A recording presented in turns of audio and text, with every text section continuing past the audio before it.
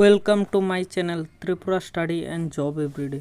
তো আজকে একটি দৈনিক সংবাদের পত্রিকার মধ্যে এসেছে, এটি নিয়ে আলোচনা করব। তো এখানে কি বলা হয়েছে, বেকার ও কর্মচারীর ইস্যুতে বেকায়দায় সরকার। তো এখানে কি বলা হয়েছে চলো দেখি। রাজ্যের বেকার ও কর্মচারীর ইস্যুতে বেকায়দায় বিজেপি। 2018 সালে বিজেপির ডকুমেন্ট দেওয়া হয়েছিল 50,000 বেকার চাকরি দেওয়া হবে।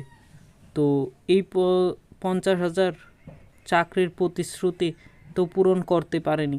2018 সালে ভীষণ ডকুমেন্ট প্রতিশ্রুতি থাকা সত্ত্বেও বিজেপির সরকার 6.5 বছর একজন অনিয়মিত কর্মচারীকেও নিয়মিত করা হয়নি, অথচ বামফ্রন্ট সরকারের সময় 10 বছর অনিয়মিত সরকারি চাকরি করার কর্মচারীদের নিয়মিত হতেন। চাকরি করার বিভিন্ন দপ্তরে কর্মচারীরা increment, DA, medical allowance, house rent,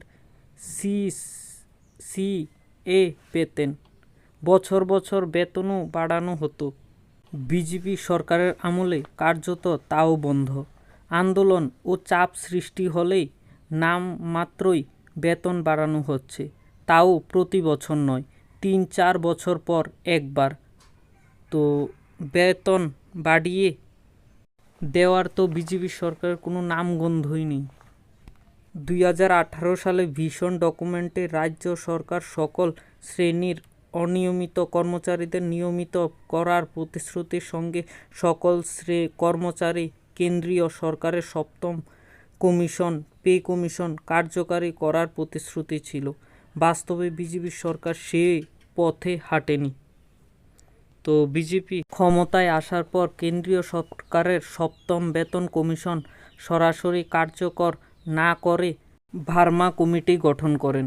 কেন্দ্রীয় সপ্তম বেতন কমিশন কার্যকারী না করে ভার্মা কমিটির রিপোর্টের মতোই বেতন ভাতা প্রদান করে বিজেপি সরকার। এতে কর্মচারীরা বেসিক বেতন থেকে শুরু করে DA, house rent, medical allowance, CA ইত্যাদি থেকেও বঞ্চিত হয়েছে। তো কথা ছিল 20 লাখ চাকরি দেওয়ার কথা ছিল এই সরকারের, কিন্তু তাও পূরণ করা হয়নি। তো এখন দেখা গেছে সরকার শিক্ষক না নিয়োগ করে, তো যারা রিটায়ারমেন্টে গিয়েছে তাদেরকে দিয়ে আবার শিক্ষকতা করাচ্ছে। তো এখানে সরকারের মুখে একটি প্রশ্ন দাঁড়ায়।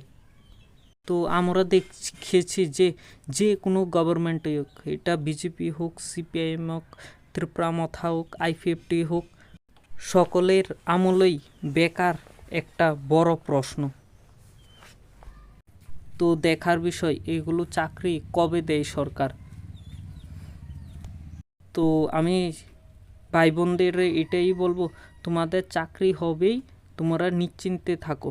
কিছুটা দেরি হতে পারে, তোমাদের চাকরি দিয়ে দেবে। পঞ্চায়েত ভোট গেলে তোমরা সকল প্রসেসই শুরু হবে। তো অর্থাৎ তোমরা একটু ধৈর্য ধরো, দেখো কি করছে সরকার। তো আমার চ্যানেলটি ভালো লাগলে লাইক অ্যান্ড সাবস্ক্রাইব করে দেবে। নমস্কার।